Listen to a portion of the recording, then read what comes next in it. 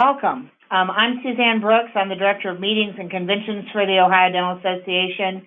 And here with me today is Amy Semenya, our Exhibit Hall Manager.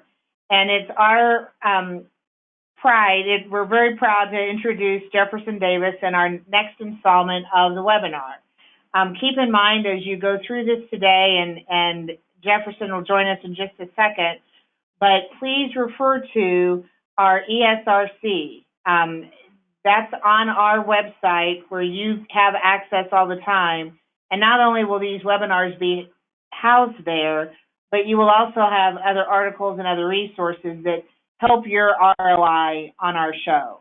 As an exhibitor to the 2019 ODA annual session, you're a very important part of our show, and we want to make sure that you're as successful as our meeting. So please, thank you for taking the time today, and with that, I'm very happy to introduce you to Jefferson Davis. Jefferson, it's all yours. All right. Thank you, Suzanne, Amy, and to everybody who's logged on today. Today, we're going to take a kind of deep dive into what I like to call inside the numbers. As we know, trade shows are a big investment of both human and financial capital. So we all want to get the most value for the time and money that we're investing. So we're going to really do a deep dive today. Hopefully you have downloaded and printed the workbook, which was emailed to you. I strongly encourage you to have both a workbook, calculator, and a pen, because we're going to walk you through specific formulas for measuring performance, value, and ultimately tracking your ROI far beyond just whatever orders you happen to write on the show floor. And as Suzanne said, please be sure to bookmark and visit the Exhibitor Success and ROI Center. There's over $10,000 of free trade show productivity content there. It's all free. It's all part of your package. And that's because the team at the Ohio Dental Association really doesn't want to just rent you concrete and hope it works out. They want to be a long-term partner that helps you continue to expand your knowledge and help you reap the tremendous rewards that exhibiting, when done properly, can offer. Several of you have probably been with me before for a webinar, or maybe seen me at the ODA meeting. My background is trade shows. Got tossed in 1985, became a student in 1988, launched a consulting training firm in 1991, and I've really been on the hunt for the critical success factors. If you're familiar with the Pareto principle or the 80-20 rule, you know that typically 80% of the value or 80% of the results come from 20% of the activities or the actions. So what I've been on the hunt for is to try to figure out what are those top 20% actions that really account for the most value. And now that I've been able to trace through my own exhibiting experience and the many, many clients I worked with, including several in the dental industry, we've been able to pull combined now over $800 million in results. So I think we have some answers here to share with you today. So let's start off right now and kind of set the frame for our topic today. And I want you to really think about your exhibit program. I want you to think about the time you're investing. I want you to think about the money you're investing. And most importantly, I want you to think about the results that you're getting. Unfortunately, for too many exhibitors, the spend, as you can see on the screen, is often outweighing the results. So what I would like to hear from each of you on the webinar with me today, I'm going to just launch a quick poll. I would like to ask, how satisfied are you at this point in time with the results and the return on investment that your program is delivering? Take a look at the screen. You'll see 5 options from, I don't know, I'm really not keeping score, to I'm very satisfied. I'm knocking this out of the park. I'll give you just a moment here. Fastest fingers, I'm looking for 100% response, so I know how to tailor this content as we move on. It looks like about 50% of you have polled so far. If you haven't polled and you're just dialing in and you're kind of getting your legs under you, take a look at your screen, press the radio dial button that applies. I'll give you a few more seconds to do that, and then I want to share the results. On 3, 2, 1. If you haven't polled yet, last chance. Please look up, click the radio dial button that applies. All right, here we go. So you can see that no one said they're very satisfied. The question is, are we ever totally satisfied in any area of our life? But 22% of you are in that place where you're satisfied. 56% of you are in that somewhat place, and you'd like to do better. And 22% of you are in the, no, I'm not satisfied with what I'm getting. So thank you for sharing that. We want to flip the scale here. Not just through today's webinar, but through all of the content that's up on the Exhibitor Success and ROI Center. This is what we want to have happen for you. And I will tell you right out of the gate is that I understand that trade shows are a big investment of human and financial capital, but I also know empirically that if you see them correctly and you execute them properly, they are one of your most effective sales, marketing, and customer relationship management tools. It's about seeing them properly and executing them properly. And that's what we're talking about, not just through this webinar, but through all the content that's available to you now. So I don't know what each of you, your individual positions with your company are. I don't know if you're the owner. I don't know if you're the vice president of marketing. I don't know if you're a marketing manager or a sales manager. But I do know this.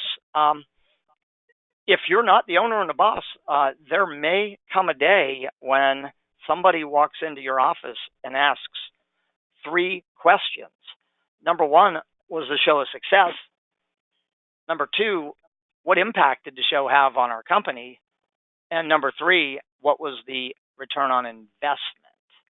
And if they walked in and they asked you this question today, could you answer? Could you answer specifically?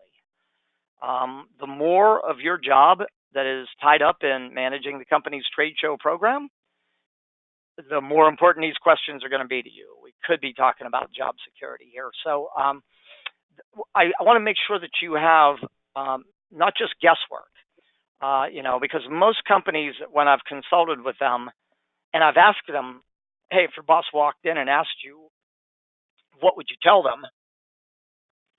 Most companies have told me, well, I could tell them what we spent. I could tell them where we spent it. I could tell them if we were below or above budget. I could tell them, excuse me, how many leads we scanned. I could tell them how many sales we wrote at the show. I could tell them how many of my customers were at the show and how many we interacted with. And that's about it. And that's really not a function of the size of company. I've worked with companies that are small company exhibiting in a 10 by 10. My largest single company was in a 100 by 100 booth. And those are about the answers. So we want to make sure that you're armed to the teeth with answers. If your exhibit program's working, right, at a high level, there's 2 things or outcomes the program should be delivering.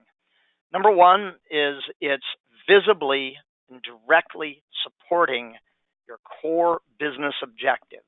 And the 3 big areas are sales, marketing, and customer relationship management.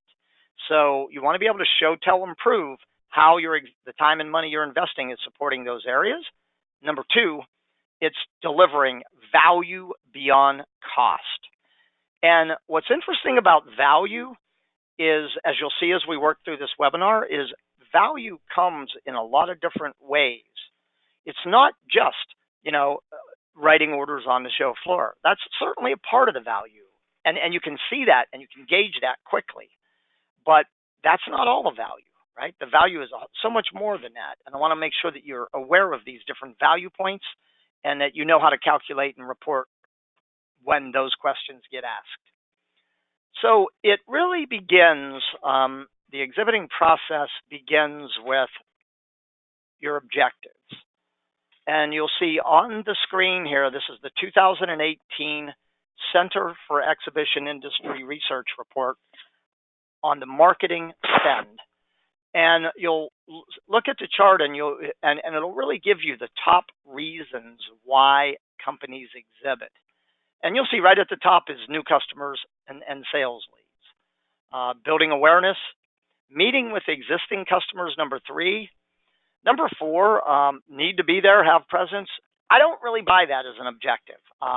You know what? I think it can be a reason, but it's not a goal, right?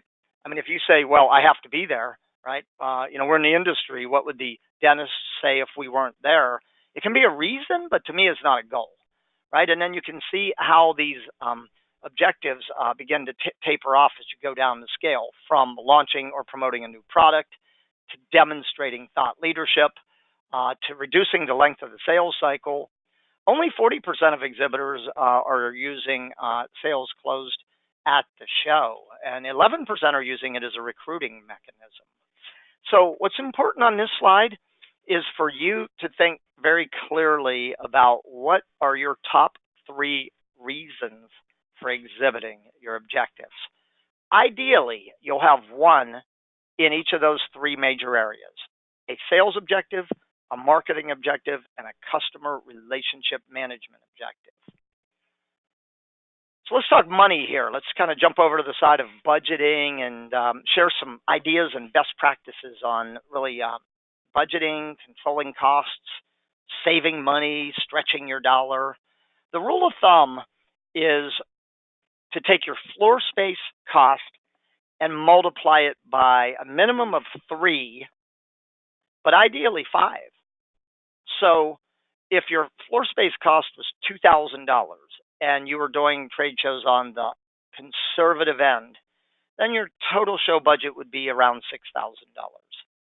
If you're doing it on the smarter end, I always use floor space times 5, then your budget would be around $10,000.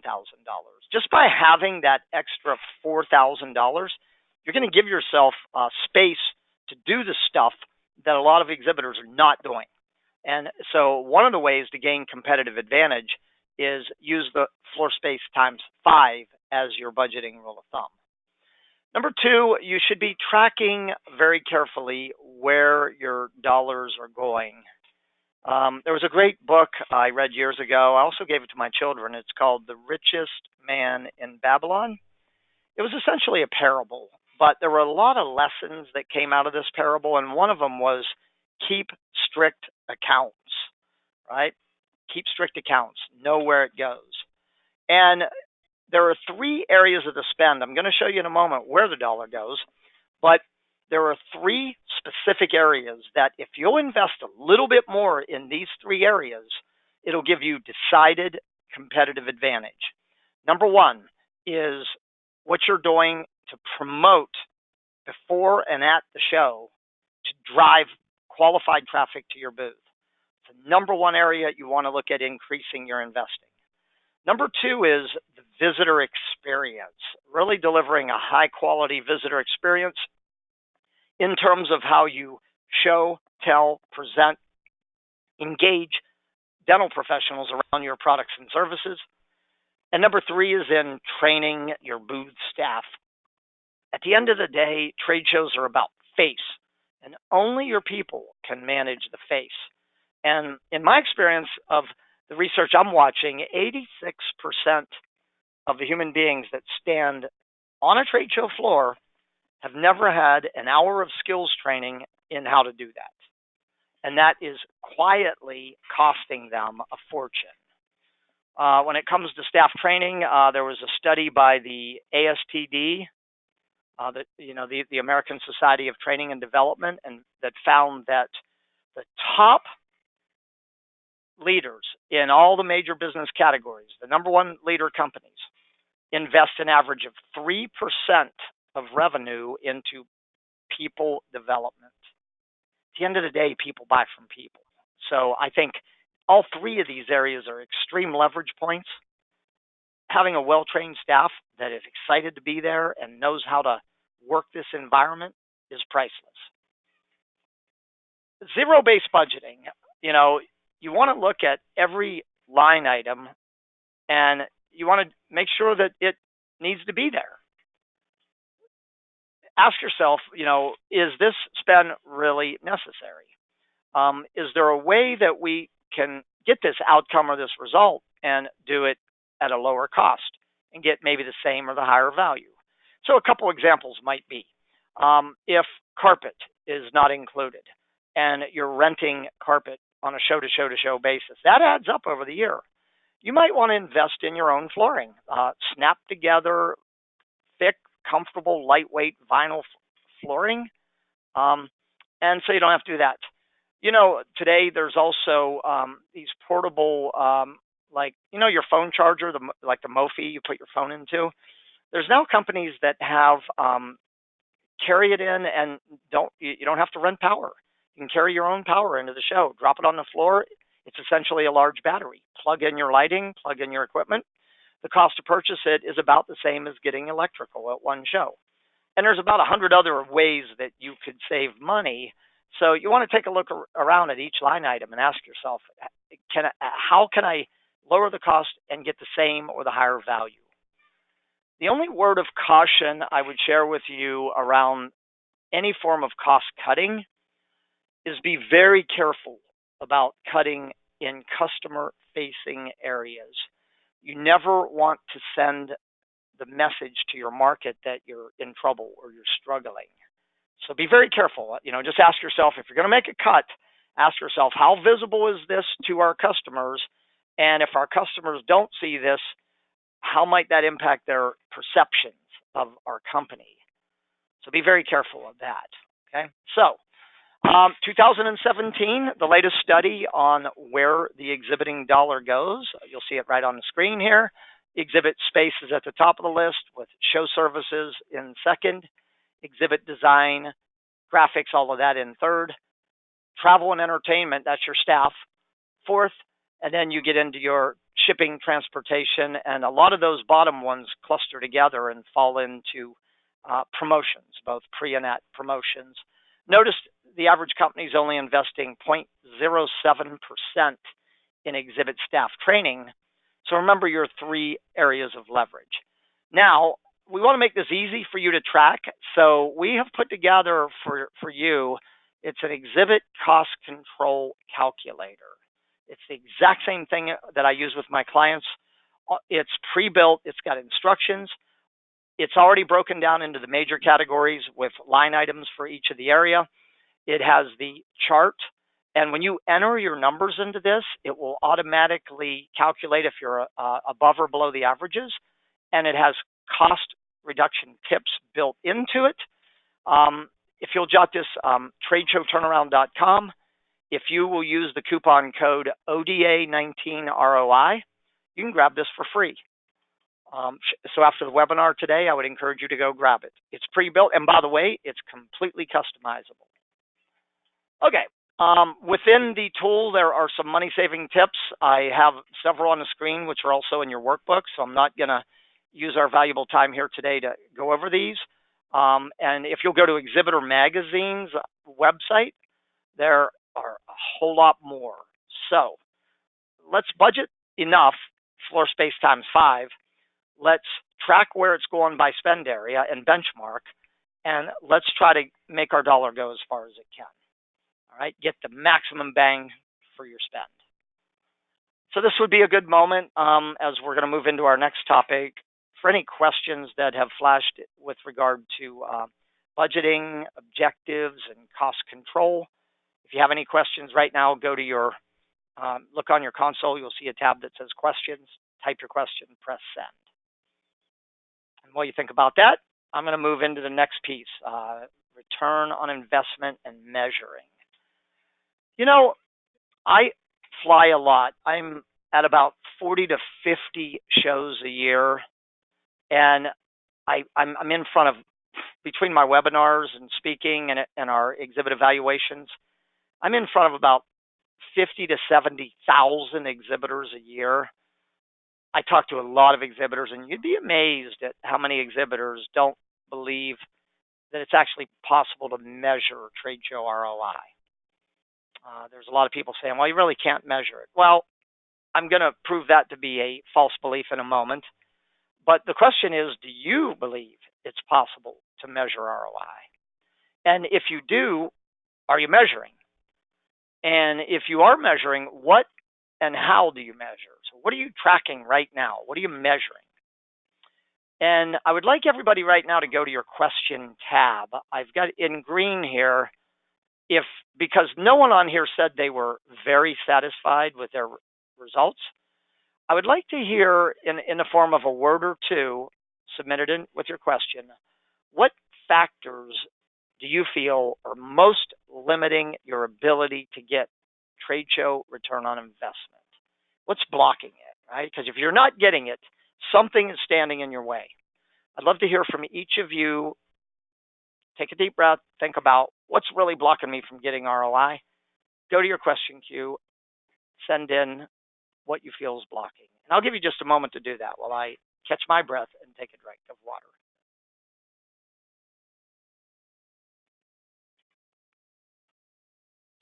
You're a pretty quiet bunch. I would like to see you share some of this.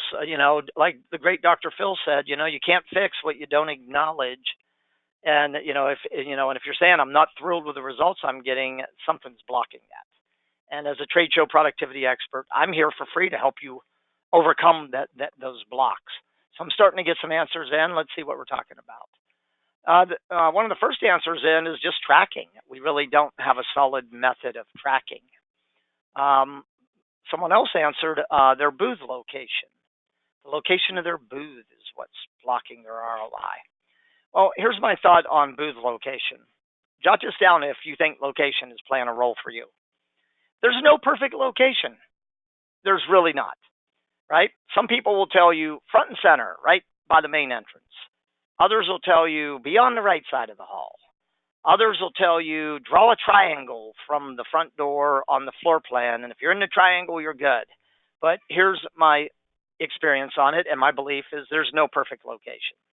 I'm not going to count on my location to be the reason I succeed, and I'm not going to let it be the reason I fail. The antidote to a perceived location problem is good pre-show marketing, a well-designed exhibit, a useful attendee experience, and a proactive, well-trained booth staff. I have seen exhibitors front and center make big, expensive appearances, being in what they think is the perfect location. I've seen small exhibitors back in a corner of the hall, blocked by 2 pillars, get 20 times return on investment. So I don't really, that location issue, for me, especially in a show like the Ohio Dental Association, if you're at one of the big shows, where there's like 800 exhibiting companies, maybe, but the Ohio Dental Association is what I would call a intimate show, right? Very navigable. So I wouldn't put a lot on my space of my location. Some of the issues coming in, several more are coming in as I speak here, is generating traffic. You got to get enough of the right people to your booth. If that's not happening, that's going to be a limiting factor. Someone said we're a service-based business and people don't really want to be transparent that they're considering us. Well, that's, again, where your pre-show marketing can come in. Another exhibitor said that our sales team is not really dialed in. They're not collaborating. They're not working with us. They're not doing their part, And for some of you, someone just said it's the budget, right? That they're limited by the budget. So remember floor space times 5, and remember allocating at least 15% of your budget to promoting your participation. Those will all help. So thanks for sharing that. I'm going to move forward for the sake of time. It's important for all of us to ask and answer that question. What do I feel is most limiting my ROI?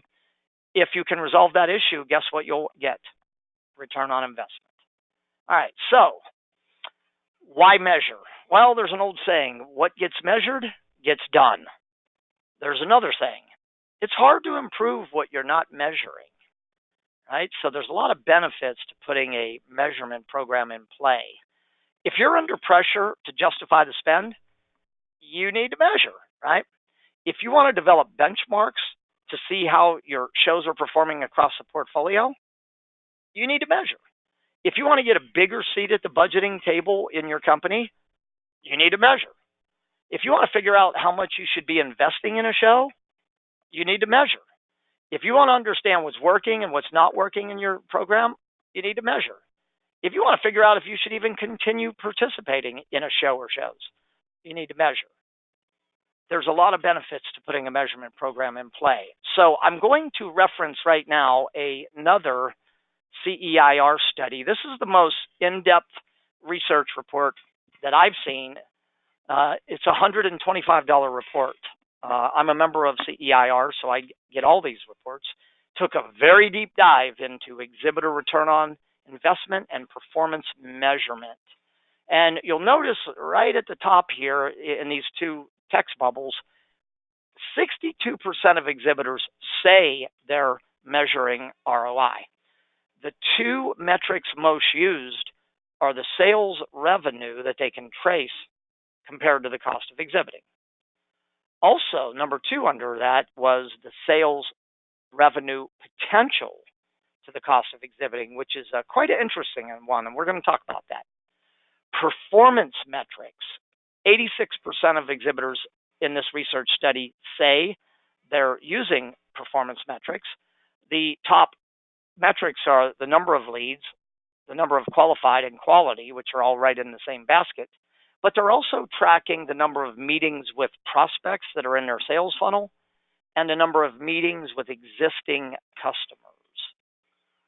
So if you're a real student of this game of exhibiting, you might want to run down this entire report because it is in-depth. I mean, it's about 70, 80 pages long.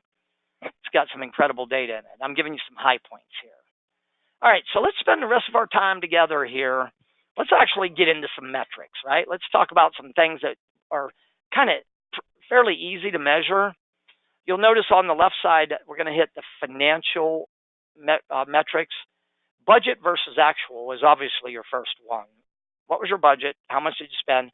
Where did it go by area? And how did that compare to the benchmarks? If you go download my free tool, you'll have that wired. Okay, these other ones are cost per potential value, hard and soft dollar ROI. When you get over on the performance side of the exhibit, right, how well do we execute our exhibit, you'll see there's 12 high-level metrics. And by the way, these are not the only ones, but these are the high-level ones and kind of the ones that can be the easiest to measure.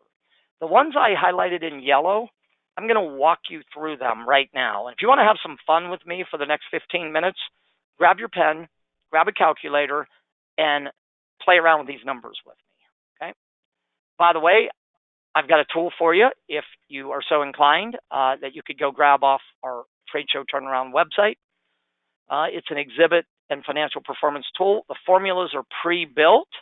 All you do is plug in the numbers, and it will give you a dashboard showing you these metrics, and it will also compare them to benchmarks and let you know if it's favorable or not.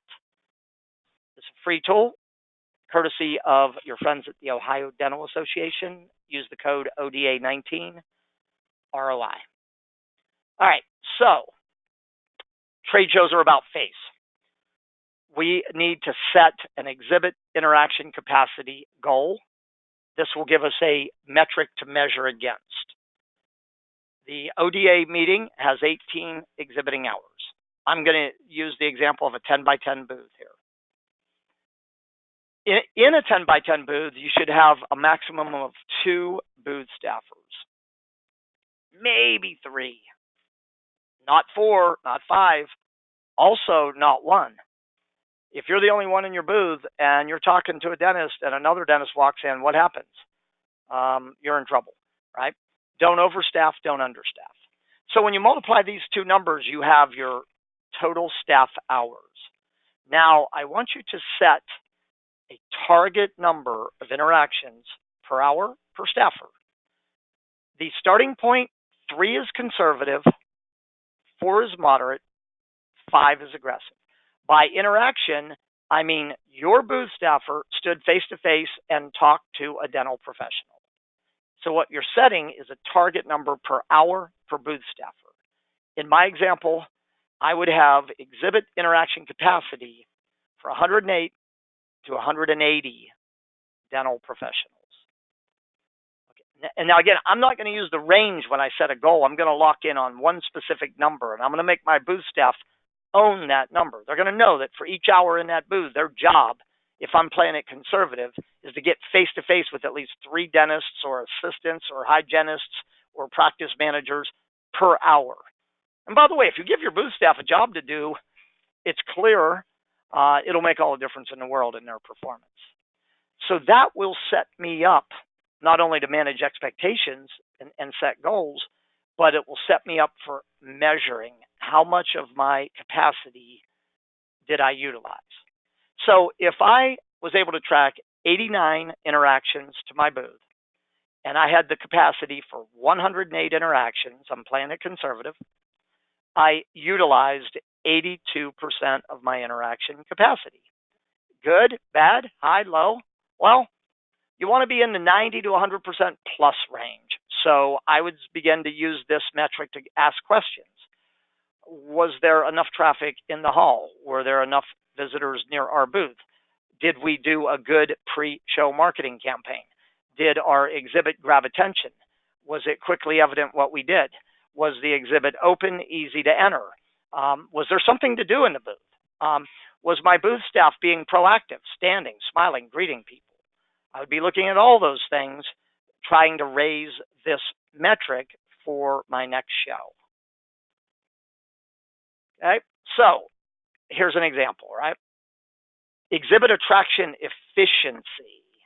Okay, efficiency. This is going to tell you what percentage of your profile matches did you attract and interact with. And this is a performance metric. So let's say that I am targeting hygienists. And according to the ODA registration data, there were 900 hygienists at the show. And by the way, let me make a strong point here. Do not underestimate the influence of hygienists and assistants. They have a lot of influence. Years ago, I was involved in the launch of intraoral cameras into the dental industry all the way back in the early 90s. And we originally were not paying enough attention to the hygienists and assistants. Once we got them involved, they were running out, bringing dentists back to the booth. We got to the point where we were writing $1.5 to $2 million of contracts on the show floor for intraoral cameras. And the hygienists and the assistants played a major role. Now, they couldn't write the check, but they were major influencers. Little sidebar there, okay? So in this example, if there were 900 attendees in the audience that matched the profile of my visitor, and I attracted and interacted with 89%, my attraction efficiency was 9.9%. The benchmark is 45%. In this example, I'm going to be looking at all the same questions that I just asked a moment ago, but I'm also going to look at my booth and ask, well, maybe I need to get a larger booth. I'm trying to do too much in a 10 by 10, right? So there's a lot that we can learn from tracking our exhibit interaction capacity, our utilization, and our exhibit attraction efficiency. This will tell you how good of a job you did at attracting and interacting with your audience. Whatever sales orders you happen to write on a trade show floor today are what I call the low-hanging fruit. The days have changed. You know, I remember all the way back in the mid-90s, in the late 90s and early 2000, we were writing tons of business on dental trade show floors. It's changed a little bit. Now, it doesn't mean that they're not valuable, but what we got to do as exhibitors is come to understand that lead capture and follow-up is more critical now than ever before. So we should be setting a firm lead goal. For example, 30 qualified leads.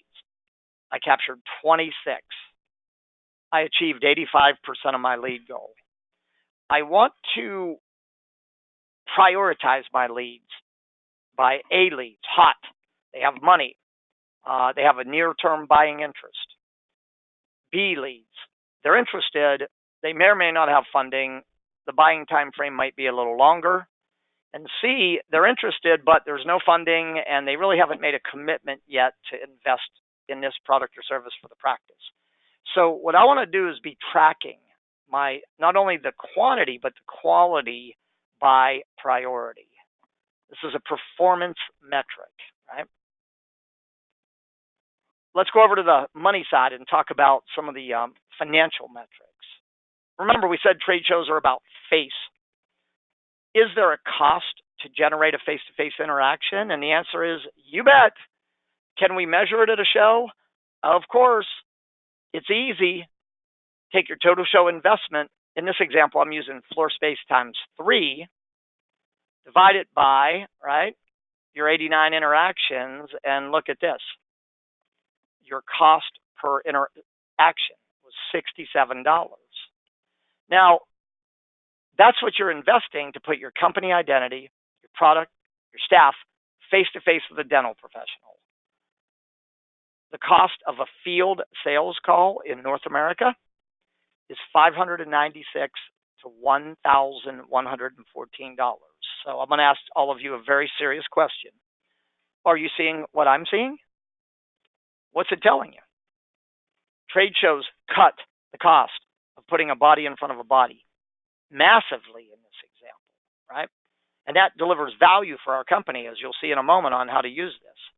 But we absolutely should be measuring our cost per interaction. And remember, an interaction is a face-to-face contact. It's somebody from your company talking to a dental professional. Cost per lead. We got to be measuring this one. It's easy.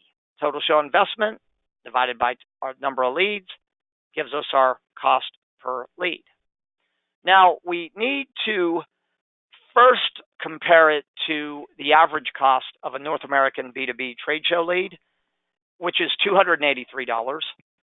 But more importantly, we need to compare it to either our average sale amount or the average value of a customer. When I was involved in the marketing and sale of intraoral cameras, at that point, our systems were selling for about $15,000 per operatory. So if I generate a lead for $231 and I've got a dentist that has 3 operatories that they're looking at putting intraoral cameras in, I've generated $45,000 of potential revenue at a cost of $231.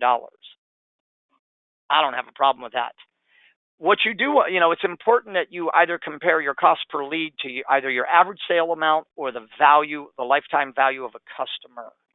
You do not want your lead acquisition cost to be devouring the lion's share of your revenue. For example, if I had an average sale amount of $462 and my cost per lead was $231, I have a problem. 50% of my revenue will be devoured by my lead acquisition cost. So compare it first to the average cost, more importantly, to your average sale amount or the value of a customer. Potential revenue value of leads. If you are a marketing manager, you are absolutely going to love this metric because it's going to be able to help you show, tell, and prove to your boss that you generated measurable financial value by closing time, assuming you didn't write any business at the show. So you would take your leads. So let's say out of my 26 leads, 22 of them were A or B level leads, meaning they had a strong interest, they had budget or were trying to secure a budget, and they had a purchase time frame that was relatively near, maybe 30, 60, 90, 120 days. So 22 of my leads fell into A, B category. And let's say my average sale amount is $5,000. Well, I generated $110,000 of potential revenue, A and B level revenue for my company. Did I deliver value for the company? Well, if I invested $6,000 in the show, I brought my company an 18-to-1 soft dollar payback, meaning $1 in generated $18.33 of A and B level potential revenue. And I can quantify that quickly after the show. Again, I may have not have even written $1 of business yet, but when my boss walks in and says, "Hey, we just spent $6,000 on a show. What do we get?" Well, we're looking at $110,000 of A and B level revenue potential, provided that our sales team follows up. Now the onus goes off your back, the marketing manager, and goes on whose back? The sales team, right? But you look like a hero, right? Potential revenue. So let's talk ROI targets. 3 targets to shoot for. 1-to-1, $1 in, $1 back. 3 to 5, $1 in, $3 to $5 back. After that, as high as you can go. If you're not at 1-to-1, where the trade show program is paying its way, that's your first target. Let's get this thing 100% payback, right? But that's not exciting, right? I'd rather see you at 3 to 5 and then moving as high as you can go.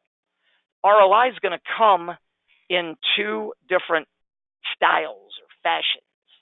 Hard dollar, right? That's the one everyone's looking for. It's checks, it's revenue, it's cash right in the bank. And it can be credited to the show either in full or in part. And it'll typically be in the form of at and or post-show sales. And you could measure it either in top-line revenue, which would be the quick and easiest way, or gross margin.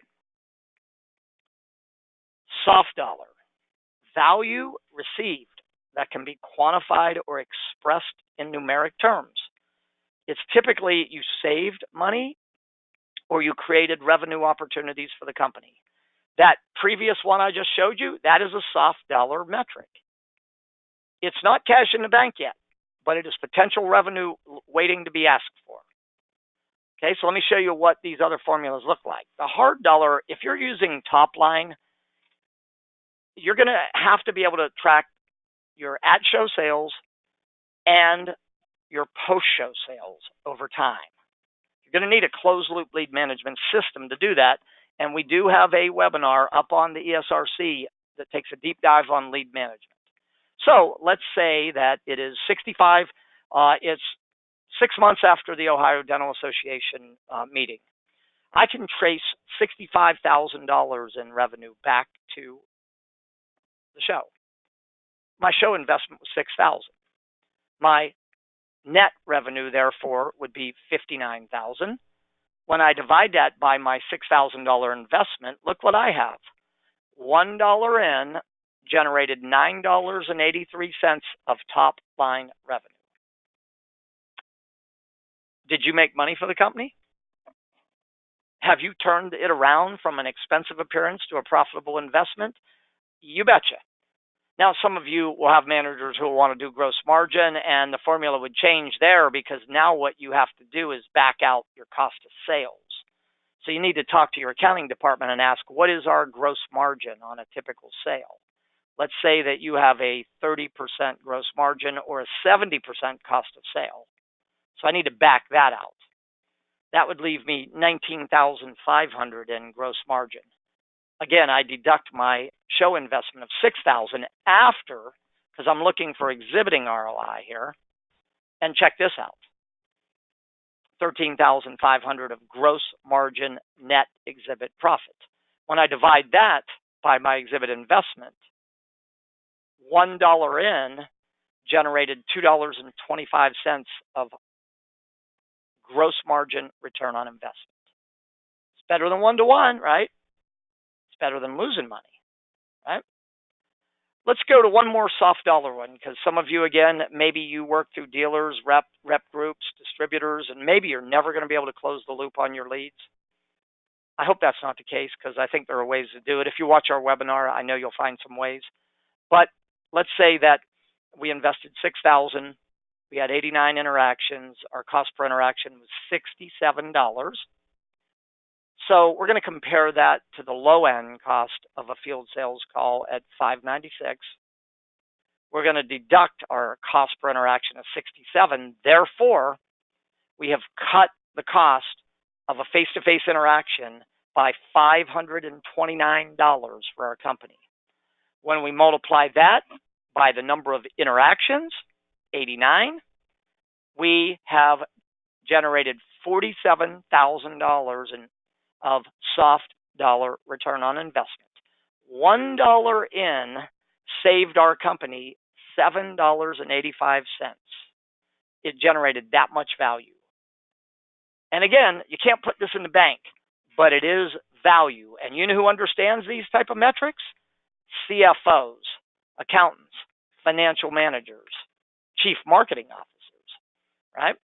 So we've covered a lot of ground here, and the end game of your exhibit measurement program is to put together a exhibit performance and ROI report.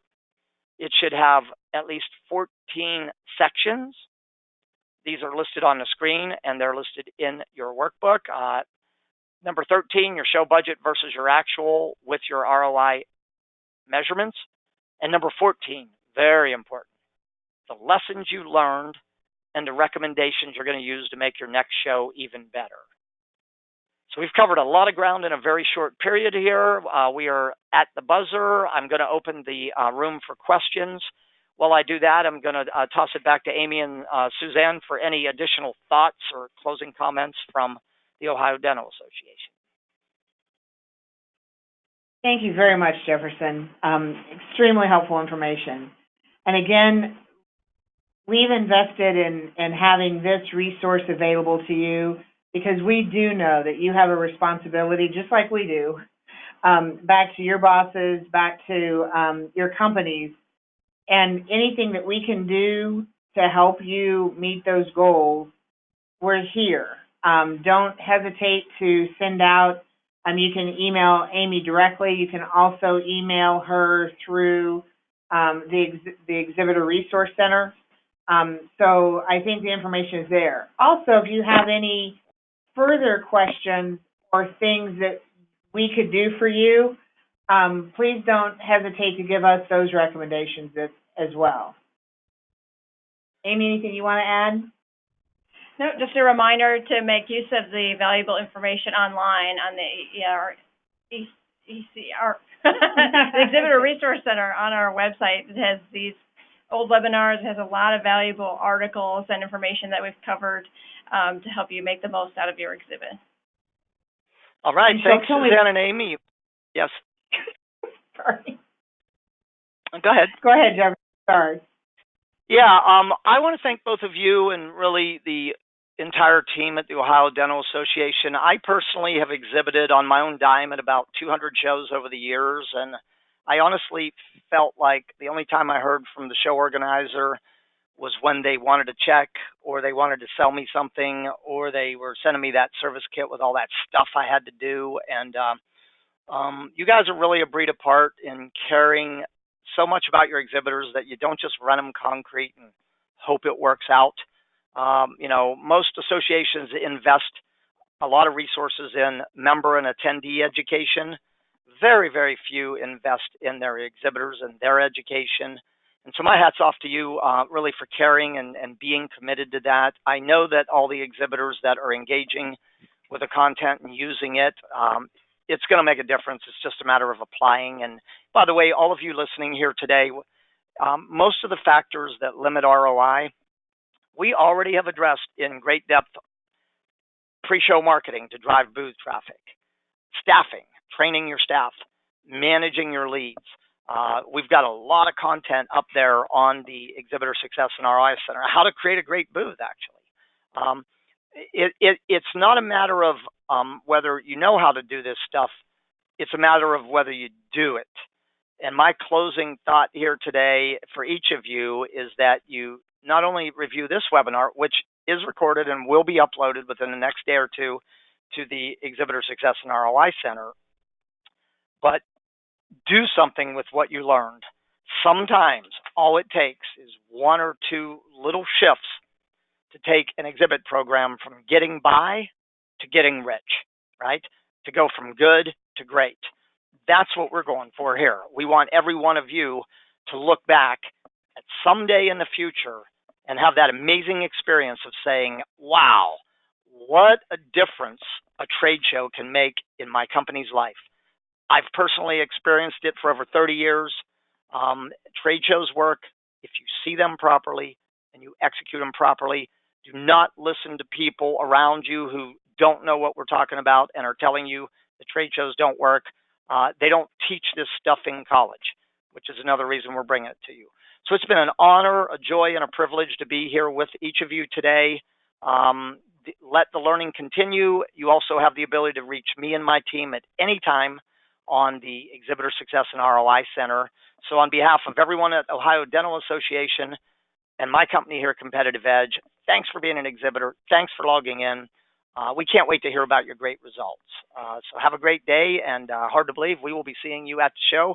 We do have one more webinar coming up, which we're on September 5th, which will be on the topic of we're launching a happy hour in the exhibit hall. So I'm going to give you some real quick hitters on how to transition your approach to take advantage of that unique opportunity where the exhibit hall will turn into more of a networking and less of a selling opportunity, at least for that short period of the happy hour.